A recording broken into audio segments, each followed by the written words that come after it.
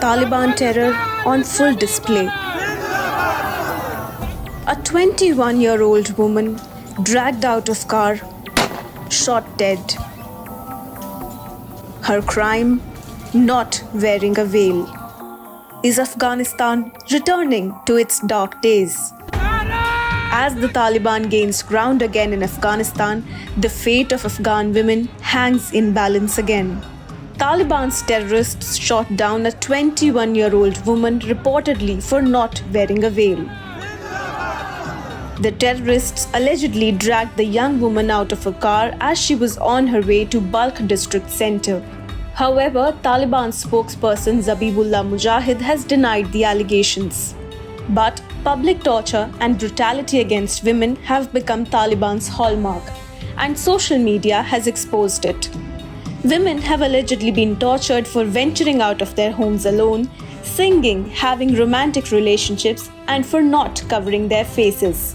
تعدادی از بسته‌های کمکی که تهیه شده برای فامیلای نیروهای امنیتی ما که زخمی شدن در جنگ‌های اخیر توضیح بکنیم و با این حرکت خویی را اثبات بکنیم که خانم‌های افغانستان به خصوص خانم‌های هرات از طالب ترسینه دارن. اونا همراه نیروهای امنیتی خود هستند و مبارزه میکنن، چی با قلم باشه، چی با حرکات‌های مدنی باشه و چی هم با نعره الله اکبر. In the areas that the Taliban rules, there are simple rules for women. Women should cover themselves from head to toe. Women are forbidden from walking outside the house. They should leave home only with a male relative. There are restrictions on girls' education.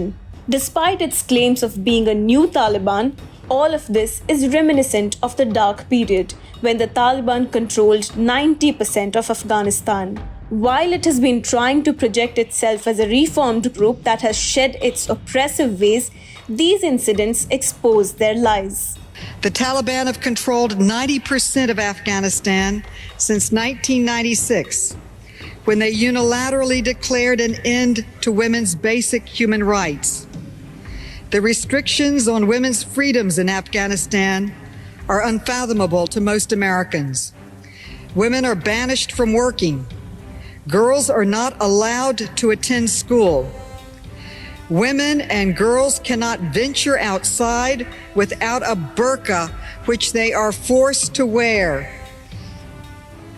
It's an expensive, heavy, cumbersome garment which covers the entire body, and it includes a mesh panel covering the eyes. The veil is so thick that it's difficult to breathe. The little mesh opening for the eyes makes it extremely difficult to even cross the road. Women must be escorted by a male relative to be allowed to leave their homes. Women are not allowed to seek health care from male doctors, even in emergency situations.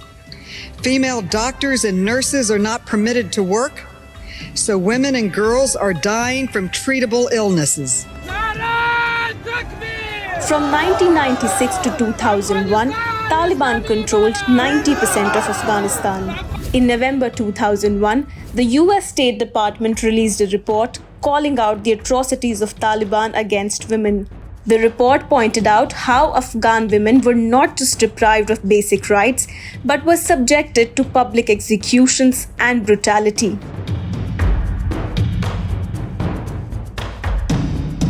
Even years after the dark days of Taliban, media and studies continue to report the lingering impact of that period on Afghan women.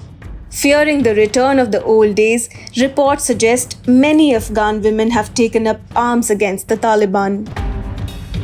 Some have chosen to live in the cities and suburbs and stand with the security forces, while many choose to flee to an unknown land in hope of safety, freedom, and basic human rights. While others are stranded to suffer the oppression of the Taliban militia.